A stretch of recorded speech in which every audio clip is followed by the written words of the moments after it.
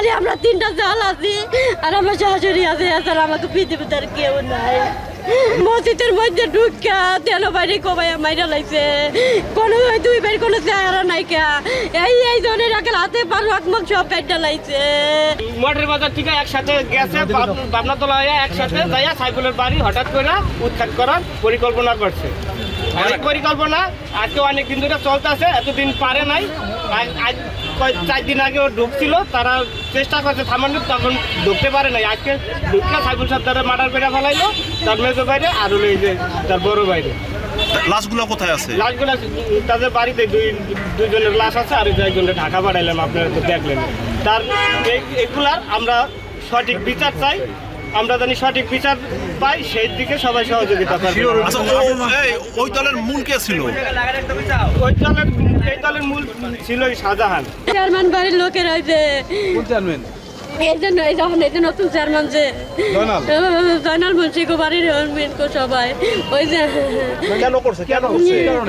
একটা ব্যবসার লিগে একটা ইয়া ছিল, যে যাদের ব্যবসা ছিল হ্যাঁ গো, হেয়ার লিগা এই দলাদলি কইরা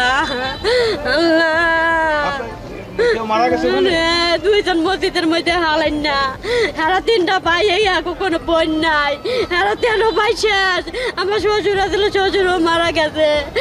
খালি আমরা 3টা জাল আছি আর আমার শাশুড়ি আছে, এছাড়া আমাকে পৃথিবীতে আর কেউ নাই। আমরা হ্যাঁ বুঝ না, আমরা কিছু না ভাই, আমাকে ওটা পুলিশ না, হে ফলে তোরে শেষে চাঁদা থেকে ইট থেকে সারা। মাত্র 30% টাকায় জমির মালিক হয়ে নতুন বাংলাদেশের গড়ে তোলার স্বপ্ন দেখা বাংলা বসতি। আর 3 ভাই মসজিদে ঢুকছে, মসজিদে যাইয়া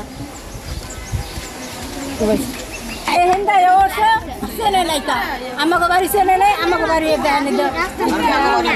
পালা আসছিল 3টা, এরপরে যে দলি হৌরা আছে না, ওর পালা আসছিল 3টা, চুলার পালা আসছিল 3টা, সব ধরে দিচ্ছে। পাখের ঘর আসছিল 3টা, সব ধরে দিচ্ছে। দেন হেস মাসে ওই পাশে গরুর লেগা 2টা চালু দিয়েছি, সেও ধরে দিচ্ছে। খালি পানিতে নিবেছি বালতি বেরা, বলে তুমি সবাই যাবে পানি। না আনুমানিক কত লোকজন আসছিল হামলা চালাইলো? গমের পাতে 200 মানুষ আছে।